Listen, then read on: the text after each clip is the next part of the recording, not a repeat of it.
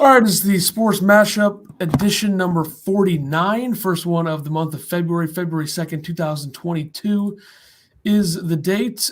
We start in the NBA as is usual, and I feel like I put a Suns thing on here every week, but you know what? I don't care. They're actually good for once. I feel like we should mention them a lot. Plus, they won again last night. They won 11 in a row, and if you combine the months of November and January, they went 29-1.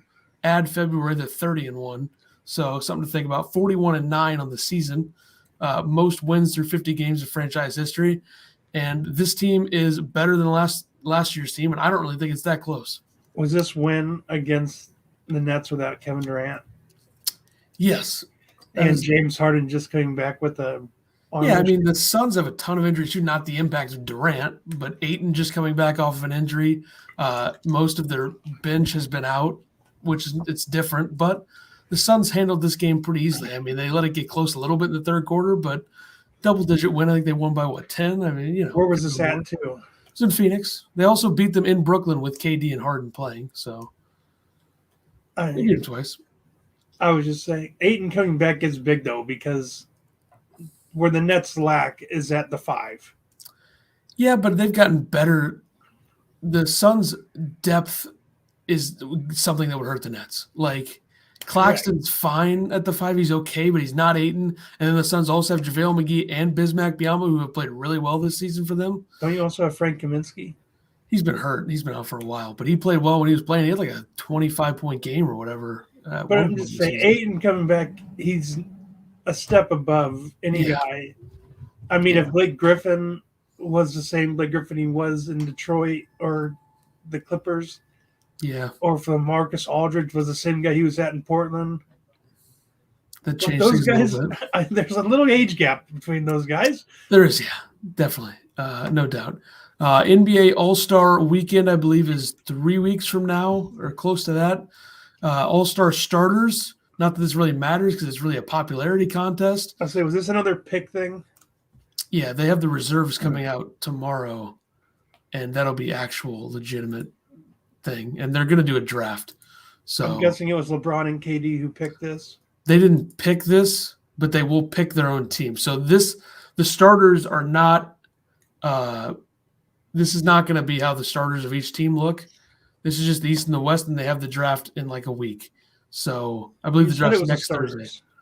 It's the starters. These guys will all start the game, but it won't be the same teams because KD and LeBron do the draft when the reserves come out. So the reserves come out tomorrow. Because now you can pick from the if you're LeBron, he could pick from people from the East. He can pick anybody, yeah.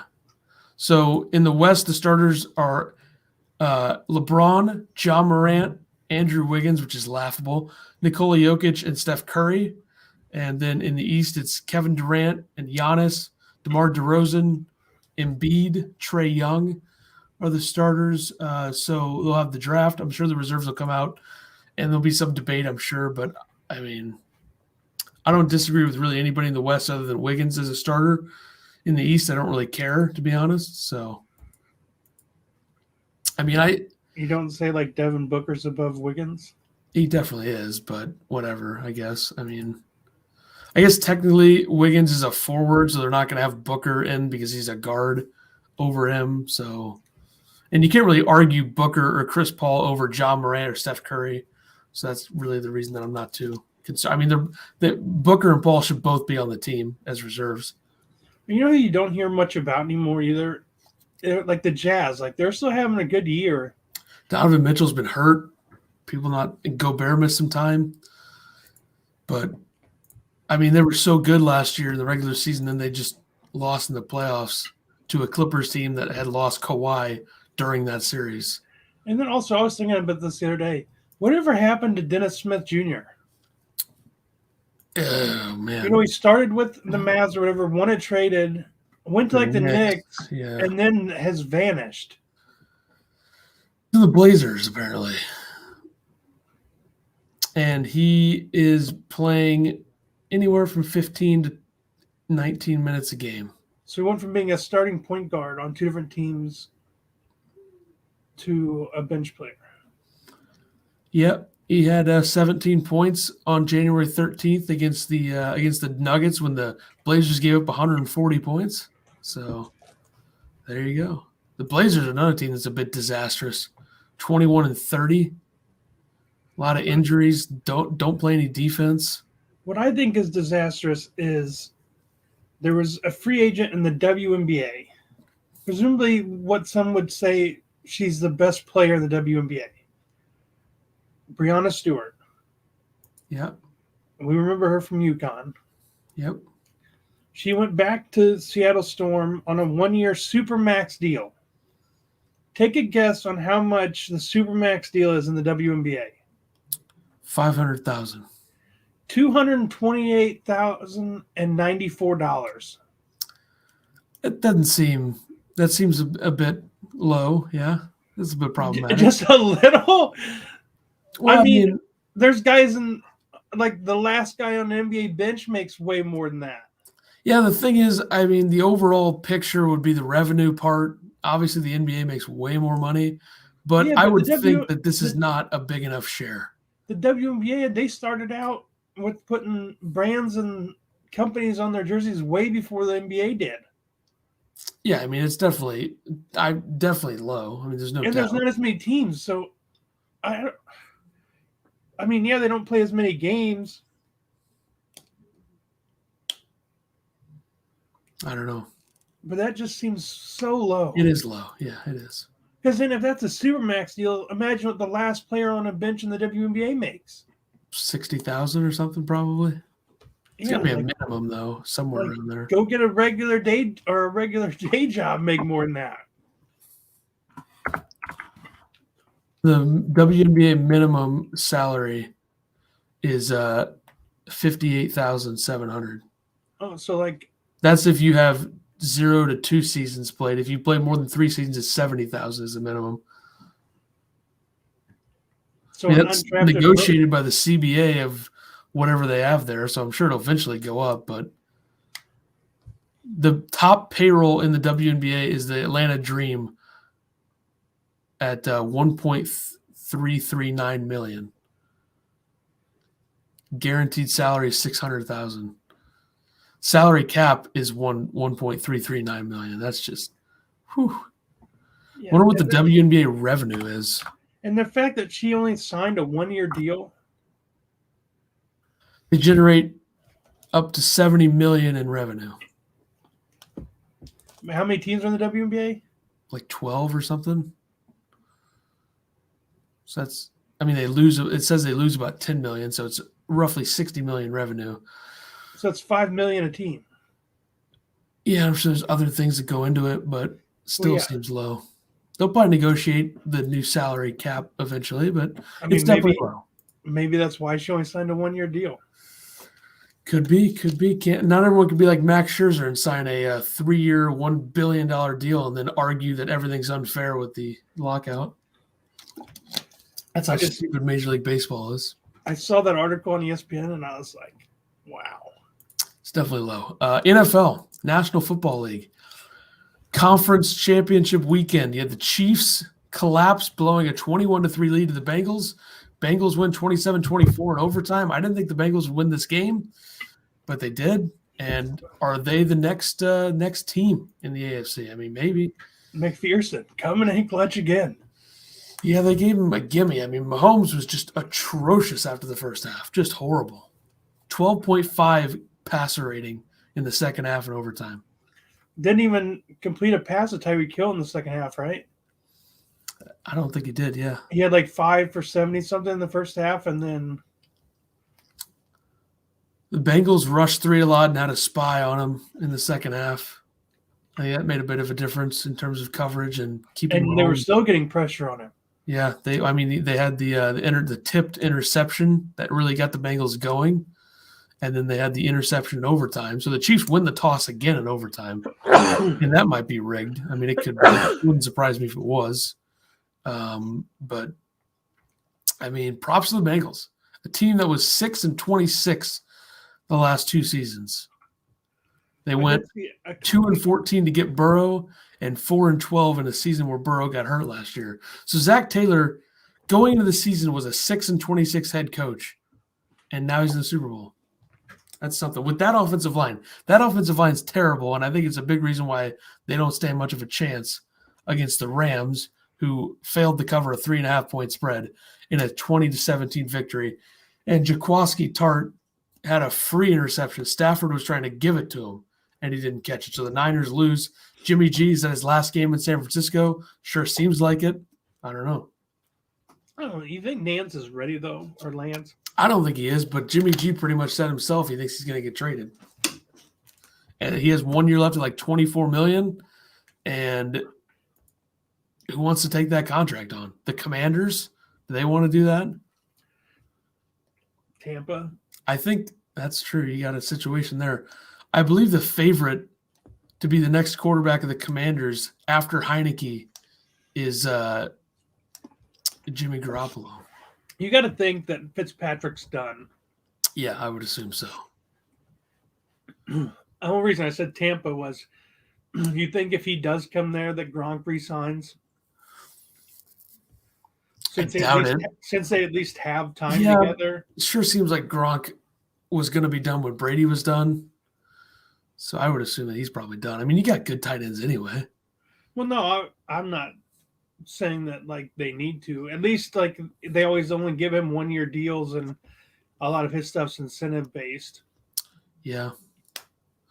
It's gonna be interesting to see. I mean, Tampa, we'll talk about them in a minute, but they still have a championship window we can talk about in a minute. But the Super Bowl, Rams, Bengals, SoFi Stadium in LA, looks like the Rams 4.5-point favorites. I feel like that's a fair number. I mean, the big thing here and the key to the game, we'll talk much more about this next week when the game actually takes place, is the Rams defensive front on paper should dominate this game because the Bengals offensive line's bad.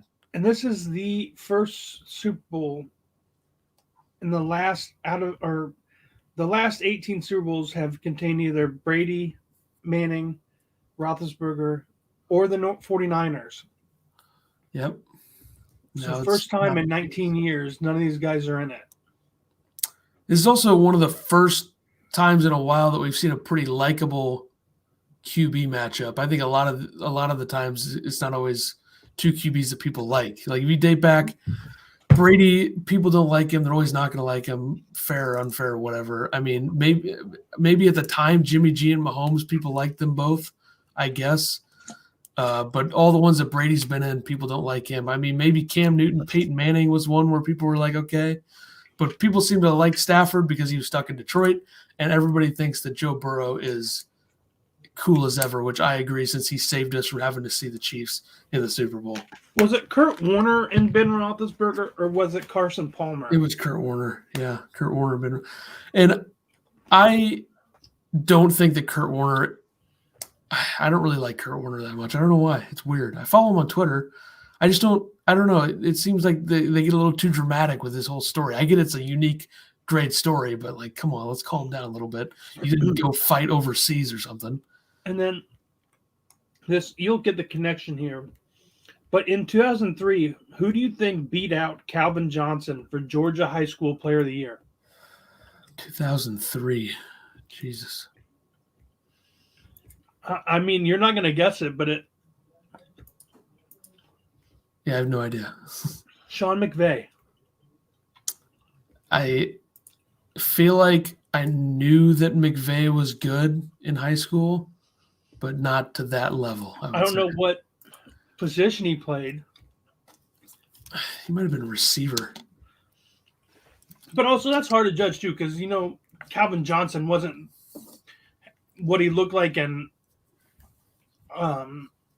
college or Detroit than probably what he looked like in high school. Yeah, I mean, Jock Peterson and Devontae Adams were on the same high school football team, and Jock Peterson had more yards than him senior year, so they were both receivers. Jock and who? Devontae Adams. And now we know what they both do. The question is, who was the quarterback of the team? Was it Jace? I don't know who it was, to be honest. Could have been. That could have changed things. I suppose it would have, yeah. All right. Coaching changes in the NFL. We have 4 spots filled. One last thing. The Bengals punter, Kevin Huber, He spent all 13 seasons in the NFL with the Bengals. He grew up in Cincinnati, played college football at Cincinnati, has the most career games played with the Bengals at 215, and is now going to the Super Bowl with his hometown team. It's a pretty good story right there. Let's hope he can put some balls inside the 5, make the Rams work from their own end zone. It's just nuts to be, born and raised in Cincinnati, go to Cincinnati, and then get drafted or signed by the Bengals and play your whole career there. It's pretty good. Pretty good. All right. Coaching, hirings. Here, you can go ahead and list them off. You have the Bears, Matt Eberflus, or is that how you pronounce it? I believe it's Eberflus. He was the Colts defensive coordinator. Yep.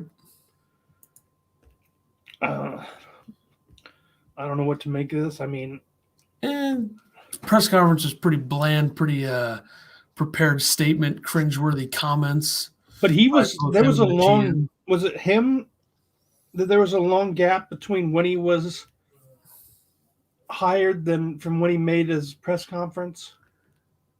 I feel like it was like maybe a week-ish or so in between. Speaking of the Bears, though, I did see there is a projected trade sending Raekwon Smith and Justin Fields to Seattle for Russell Wilson. Yeah, I wouldn't do that in a billion years. I wouldn't want to do that if I'm Russell Wilson either. Yeah, I mean, Smith is going to become a next-level linebacker under this coach because Darius Leonard was developed under him.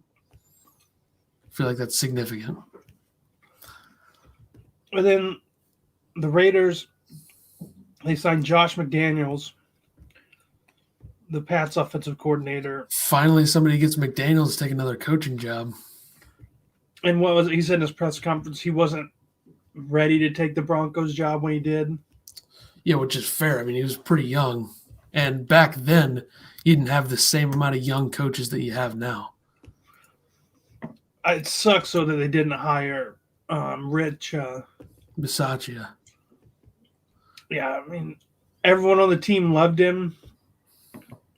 Yeah, that's just Mark Davis trying to score big. He doesn't care about that. There was even that picture of him writing handwritten letters to every player after they lost to the Bengals.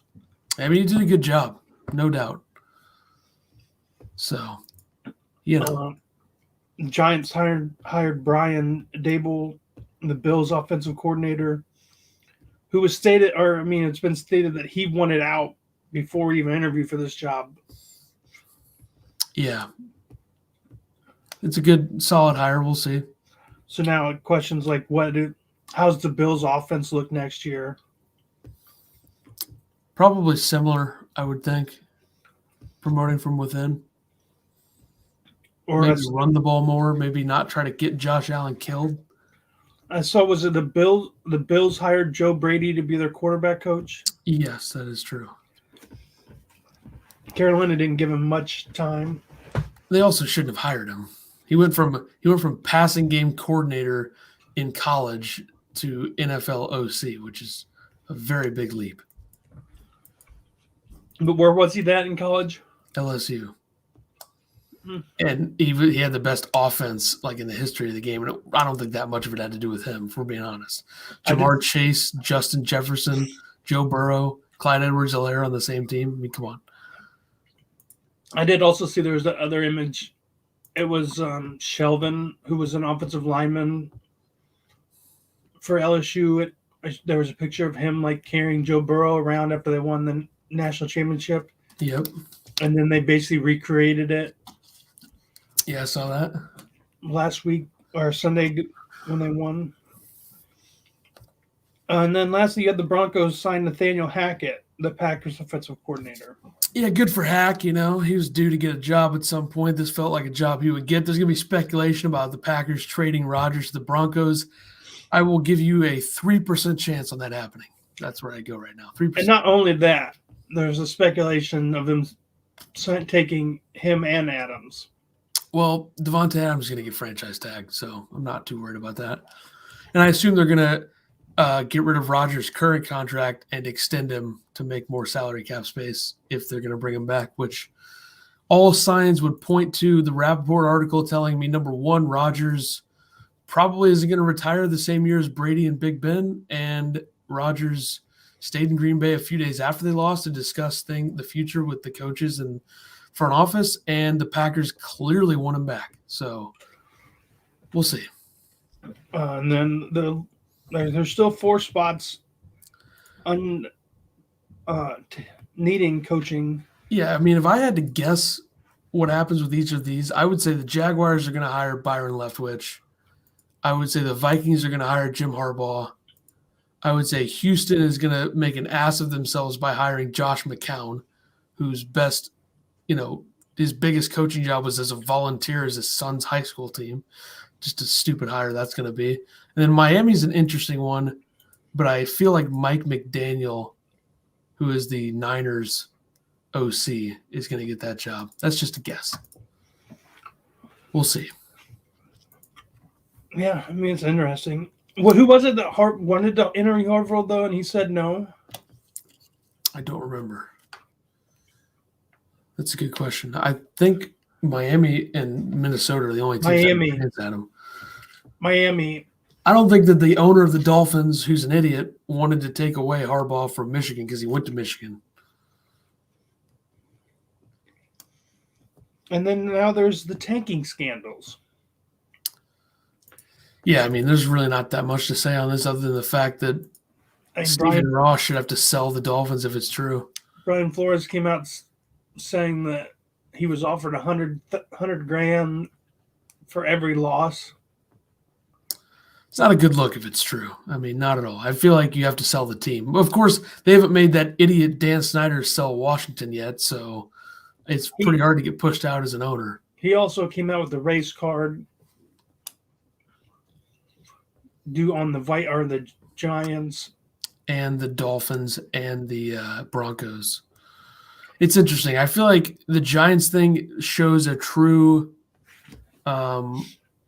issue with the Rooney Rule, which is that you have to interview a certain amount of minority candidates for head coaching and GM jobs, which fine with me. I don't understand why teams are deciding who they want to hire and pretty much doing everything but offering the job to the person, and they can't accept until they fulfill the rules. So if you're hiring a guy and then deciding to you have to interview Leslie Frazier and Brian Flores like the Giants did after they already decided they're going to hire Dable is a waste of time and stupid and not fair. So I don't understand. I mean, whatever. What can you do? Yeah, I mean, Flores thing came out yesterday, and then today Hugh Jackson came out and said that he was offered to tank in Cleveland. Yeah, there's much more merit to the whole Flores thing. Flores is literally tanking his own career. I don't think he would do that if this was all BS. I think Flores probably had a legitimate chance to get the Texans job. And the other thing is Hugh Jackson went 3-36-1. Maybe he was just a bad coach. So something to think about. Yeah, I mean, if he was offered money, he should be rolling in it. Yeah, like I saw a tweet that said Hugh Jackson went 3-36-1 with the Browns. He may as well be Elon Musk with the amount of money that he would get for all those losses. So there you go. And then Adam Schefter is an idiot. I mean, I've had problems with Schefter in the past. I definitely had problems with his whole Rodgers thing last offseason, you know? I mean, he reported Brady had retired. And as Brady was telling the Bucs, he hadn't made his decision yet. But I think he always knew he was probably going to hang it up after this playoff run. And then while live during a basketball game Saturday, he said he hasn't officially said anything. I've only spoken to his agent. Because Tom's dad came out. I don't remember who it was through. It was through a Bleacher California newspaper, I think.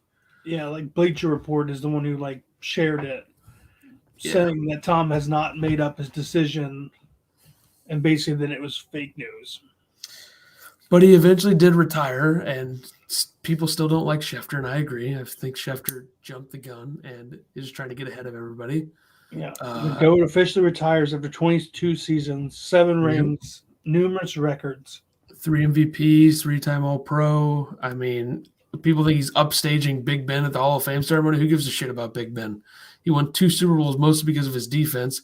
He was a solid quarterback. Fine. Second best from his draft, probably behind Rivers. I think Rivers is a better quarterback.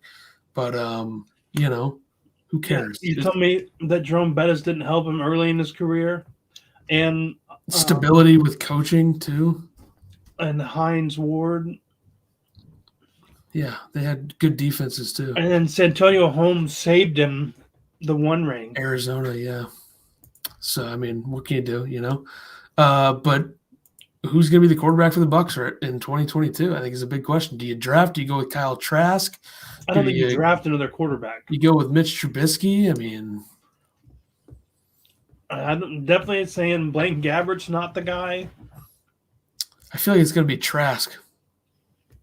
I mean, it's Trask good to bring in Jameis? Reunion? No. Jameis in this offense would throw for a ton of yards. Yeah, probably a lot of picks still. It'd be like Brady, except without the whole winning thing and the whole efficiency thing, I would think. I just don't think Trask is ready. I mean, he's sat behind Brady for 1 year. Yeah, maybe go with the stopgap guy, Mariota type. Not Mariota specifically, but a Mariota type. Do you trade for Jimmy G if you can get him for a low price? He's got 1 year left on his contract. Do you get like somebody should, I don't know what team, but somebody should take a look at Tyler Huntley from Baltimore. What if they traded for Russell? Be good. Yeah, I don't think they're going to swing for the fences like that, I wouldn't think. But maybe. I mean, I don't know. Could be Trask, though. Feels like it's going to be Trask. I don't know. Jacoby Brissett, Tyrod Taylor. What about Davis Mills if the Texans don't want him? Deshaun Watson. Here we go. A lot of options. But I think Trubisky should be the guy. But, whatever. No way. Trubisky's going to go to the Giants, and it's going to be him versus Daniel Jones in training camp. You heard it here first. All right, then we have the Washington Commanders. Yeah, stupid name, whatever. Dan Snyder is an idiot and should have to sell the team. That's pretty much all I have to say about that. The Washington Commanders is what the team formerly known as the Redskins and Washington football team have decided on. Their other 2 ones were Washington, D.C. Football Club. Couldn't do that because of the Detroit. What was it? Detroit City Football Club? Yeah. And then their other one was the Red Wolves. Couldn't get that one because of logo issues. And then the fact that Arkansas State is the Red Wolves. Yeah, the whole thing's absurd that Dan Snyder even owns the team, but whatever. But at least now they at least have an actual name. They're not the Washington football team. And the black uniforms they have, the alternates, I guess they probably are. The black ones are really cool. It kept the same color scheme still. Yeah, which I'm not surprised that they did that. But speaking of Dan Snyder selling, I thought I saw that the Broncos are up for sale. They are, yeah. And they're going to sell for a lot of money. I wonder what's going to happen with that. Does Kroenke dip his toe in a second NFL team somehow, which is not legal, I don't think. But he owns the Colorado Avalanche, so maybe he sells the Rams. What a douche. I hate Stan Kroenke. That's if you need one reason to root for the Bengals, it's that idiot. Oh, just watching him hold up that trophy. I was like, God, get him off the field. He's a bum, whatever. And it's just pathetic that the city of St. Louis settled in that lawsuit instead of going to trial.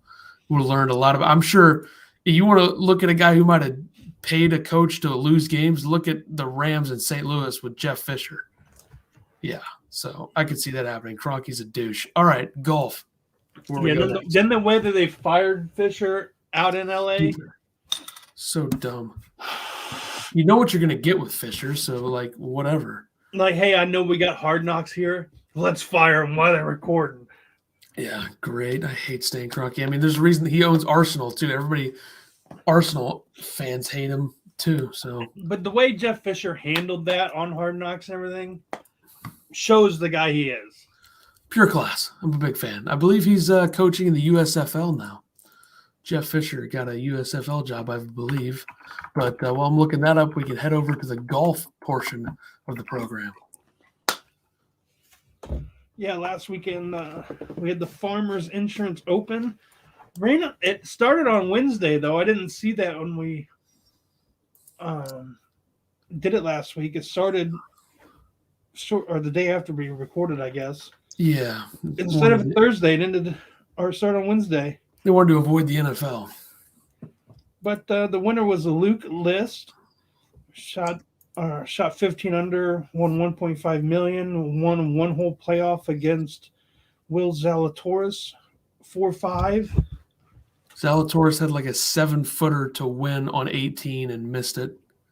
So then they went to a playoff. And then Luke List put one to like 2 feet to seal it up. Almost had a Sunday playoff because it was about to get dark there.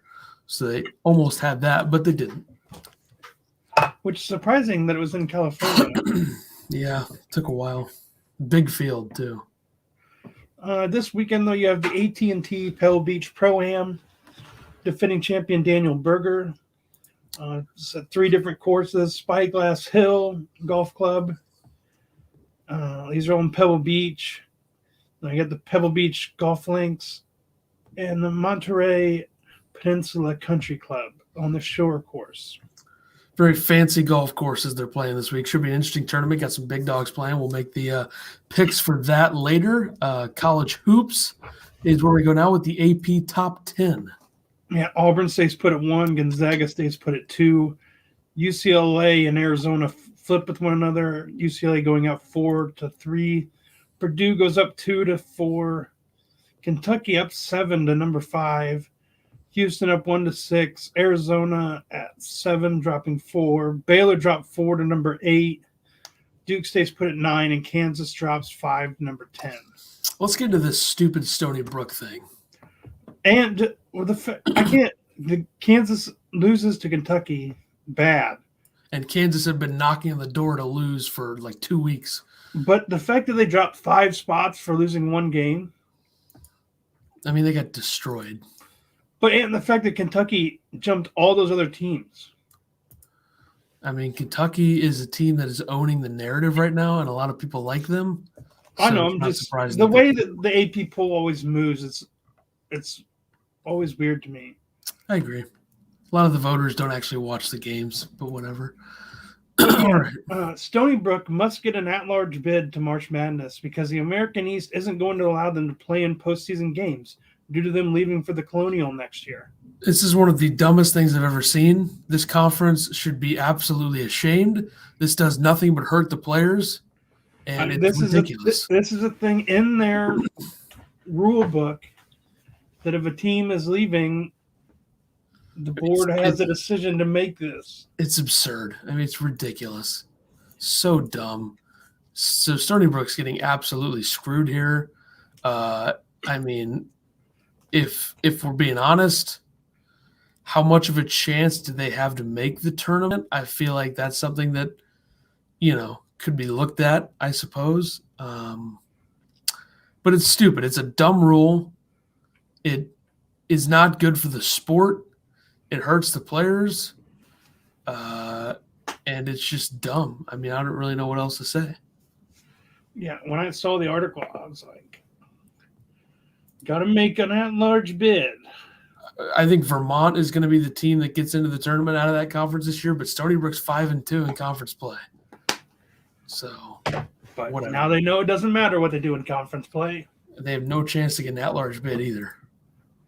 I mean, they would have to basically win out, be destroying teams in March Madness. The people picking have to put that into perspective that, hey, these guys basically got told they couldn't make it here because their conference, because they're leaving. and they started destroying everyone because of it. Yeah, I mean, the whole thing's a joke. Just like Major League Baseball, which is also a joke. And real quick, I did write on here the ESPN producing the top 100 baseball players of all time list. They have 26 through 100 up on there. A couple notes from that. The fact that Albert Pujols is 30th is egregious in itself. And then when you realize that they put Derek effing Jeter over Albert Pujols is an absolute joke. Other than the fact that he played for the Yankees, I don't see how that's even an argument. Like, it's ridiculous. Pete Rose, number 34 on there, also stupid. Johnny Bench, also not better than Albert Pujols. Albert Pujols is easily top 15, if not top 10 player of all time. This is an absolute joke. And you can't argue with me that Sandy Koufax is better than Bob Gibson either. There's only one spot separating those two on there, but that's a joke too. What are they at? 33 and 34 or something like that. 32 and 33. I mean, how's Bob Gibson 34? How is he behind Sandy Koufax? It's not Bob Gibson's fault that Sandy Koufax's career got cut short. Bob Gibson has way more strikeouts, way more innings, way more wins, 2 World Series MVPs. He has 2 less rings, but that's not really his fault. He won an MVP, both World Series appearances. I believe he had another one, though, as well. 9-time Gold Glove, Bob Gibson. He also won a ring, left to go fight in the war, and then came back and won another one.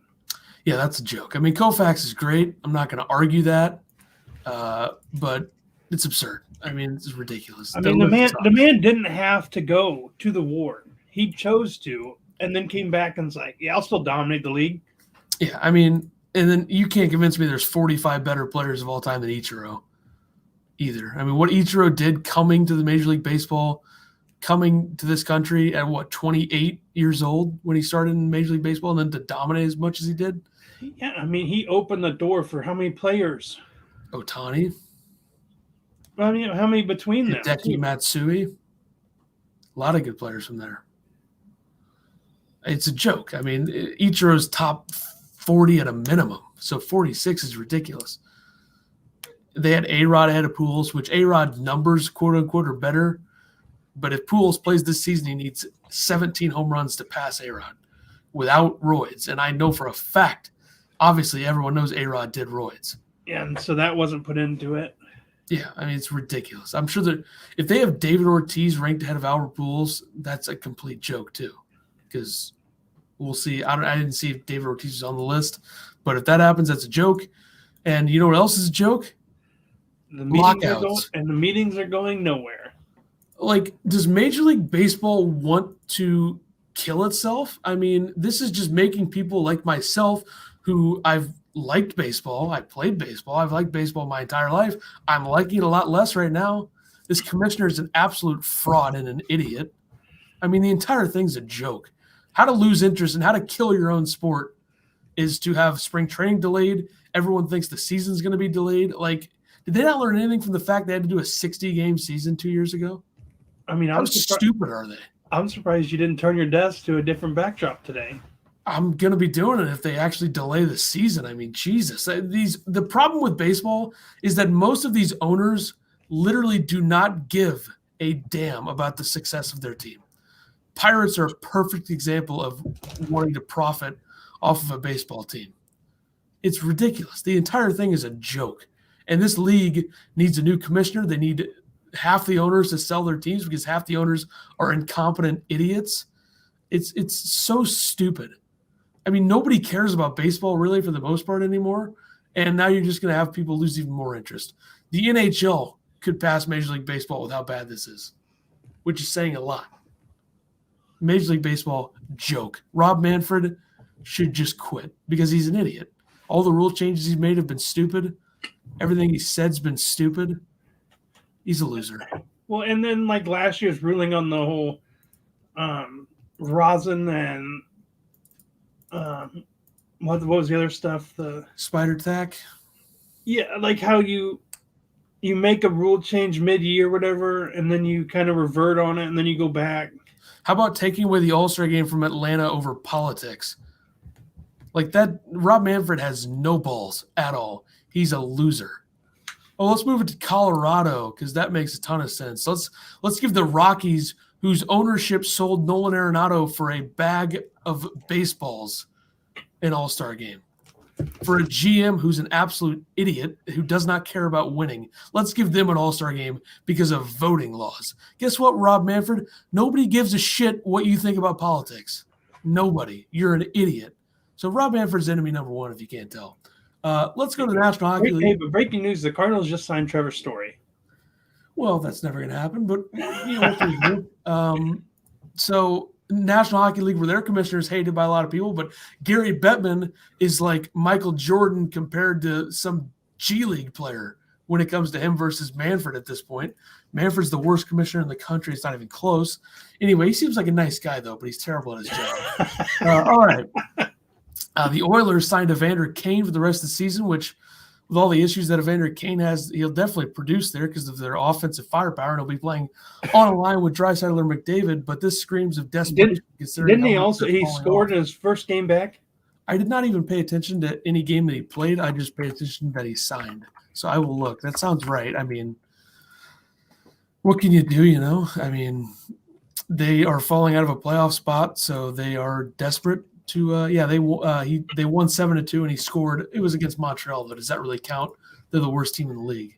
I mean, the fact that he still scored in his first game back. That's fair, yeah. He's going to score a lot with the lines he's going to be playing on. But all right, Tom Wilson is into the All-Star game now over Brad Marchand, which I think is a joke for Ovechkin, who tests positive for COVID. I think it's kind of convenient for Ovechkin to test positive for COVID because he doesn't go to All-Star games anyway. So I don't think he was going to go anyway. But Brad Marchand objectively should be an All-Star over Tom Wilson. Of course, it's Tom Wilson. Yeah, I mean, he's a good player, but come on. Stupid. Vegas Golden Knights owner, whose name I didn't even write on here because I don't really care, said on January 15th that Jack Eichel will play in a few weeks. It's been a couple weeks since then, and it's looking like probably after the All-Star break they will get him back. So that's going to be a big boost. Vegas and Colorado is a conference finals series that we deserve probably. Colorado is so good, and Vegas, their window is still open. They played in the playoffs last year. Obviously, you had Vegas come back and beat them in 7, but conference finals matchup for this season with the firepower that Vegas now has up front with Eichel and obviously McKinnon in Colorado and what Kadri's done this season. So that would be a great matchup. We'll see if we get it. And then speaking of Vegas, Jonathan Marchessault is now in the All-Star game roster as well. There's a lot of injuries to prominent players, Adam Fox, Nathan McKinnon, all those guys out. But Friday, skills competition from Vegas for the NHL All-Star weekend, and then Saturday's the game. So we'll see how that goes in Vegas. Speaking of All-Star game stuff, I did see that the NBA, they added like 6 or 8 G League players into the Rising Stars competition. Yeah, I did see that. Yeah, interesting. I mean, the NBA All-Star Weekend is probably the only All-Star Weekend that's worth watching at all. I mean, the NHL is okay, but like the Pro Bowl is a joke. Obviously, when you have a commissioner with absolutely no balls who moves an All-Star game to a garbage organization in Colorado, voting laws. I think it's went downhill in the last couple of years with the 3-point contest hasn't been as good. The Slam Dunk contest hasn't been as good. Yeah, it really hasn't been as good since like Zach LaVine and Aaron Gordon were tearing up the dunk contests. I mean, before that. Yeah, you had Blake Griffin at times, and it was all right. But all right, let's get into the betting picks of the week. 11-2 for me last week, even though it is fair to point out that I did cherry pick a few college basketball games to improve my record, considering my college basketball record this season has been atrocious. Had to step up a little bit. I did, Kentucky over Kansas was a road game for Kentucky. No guarantee.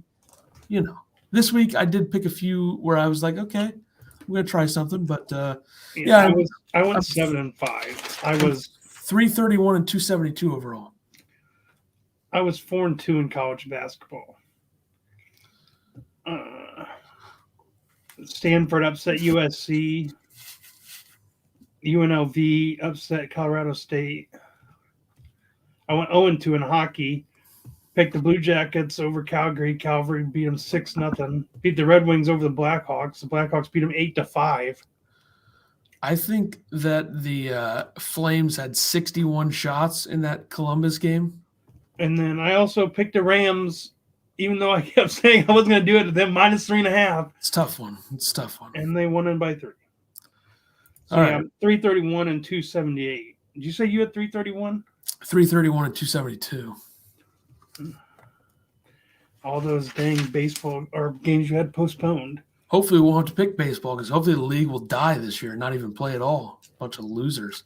Get it together. I mean, I love seeing all the posts on my Twitter and Facebook too about Cardinal tickets are for sale. Yeah, hopefully those owners can make all the money that they want. Absolute idiots. There's like 5 owners in the game that actually care about winning. It's an absolute joke. Well, even my dad had tickets to spring training a couple years ago when they canceled the games or whatever, or they canceled you being able to go to the games. Yeah. And they didn't offer money back. They offered him store credit. Stupid. Whatever. I mean, it's just so dumb. They need to start purging owners who don't care about winning, but whatever. All right, Pebble Beach Pro-Am this week. Very interesting lineup of players. And, I picked some interesting ones. I picked guys I probably wouldn't normally pick, but I also pick guys that I always pick. So my 3 to win are Patrick Cantlay at +650, Jason Day at +1800, and Justin Rose at +1800. I have Cantlay +650, Maverick McNeely +2000, and I'm going a little bit down there with Minwoo Lee at +5000. My top 5 is Matthew Fitzpatrick at +500, and top 10 is Kevin Kisner +350. Going Kiz to finish top 5 at +700, and Spieth, who always plays well at Pebble Beach, finished top 10 +175. NHL picks for tonight. I got the Wild -160 at the Blackhawks and the Flames -280 at the Coyotes. The Coyotes beat the Avalanche last night, so I think it's almost guaranteed they lose tonight. I picked the same games. All right, same teams. I mean, we only had 5 games to pick from tonight. Easy dubs. I believe this is the last night of games before the All-Star break over the weekend. So there you go. NBA picks. I got the Nets bounce back. They've lost 5 in a row. Bounce back spot. They'll have Kyrie since it's a road game -4.5 at the Kings. Lakers -4 against the Blazers because why not? Blazers play no defense. I as well have the Nets -4.5 over the Kings, and then I have the Cavs -4.5 over the Rockets. All right. No NFL this week, so college hoops is where we'll finish it up. Thursday games, I am taking Arizona to beat UCLA.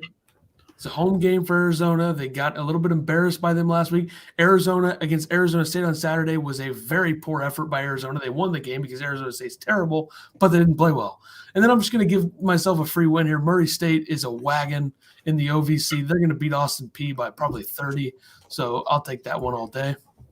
I pulled an Ethan this week. I have 2 OVC games. All right. I have Belmont at Tennessee State taking Belmont, and Tennessee Tech at Morehead State taking Morehead State. Probably another free win. A couple easy ones there. Ethan. Preseason, this game for my first Friday one will probably be a little bit more of a St. Bonaventure being the favorite type thing. But St. Bonaventure struggled recently. Richmond's playing well. I'm going to take St. Bonaventure because I believe in the veterans there to beat Richmond. And then I'll also take Fresno State, who has, been a little bit up and down recently, to beat a terrible Nevada team, which I thought Nevada would be good this season. So I looked at that Richmond St. Bonaventure game. I couldn't pull the trigger on it, but I took Toledo at Ball State, taking Ball State, and then I also took Fresno State at home against Nevada.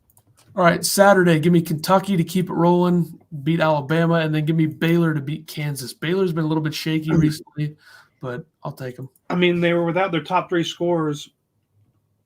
Was it last night or Monday? Monday. And they held on against West Virginia, who West Virginia played really good, and then at the end of the game, they decided they couldn't score the ball. West Virginia is a much better team than their 2-6 Big 12 record. I mean, they was it 18-4 run in that game for Baylor to win? Yep. I'm taking Duke at North Carolina.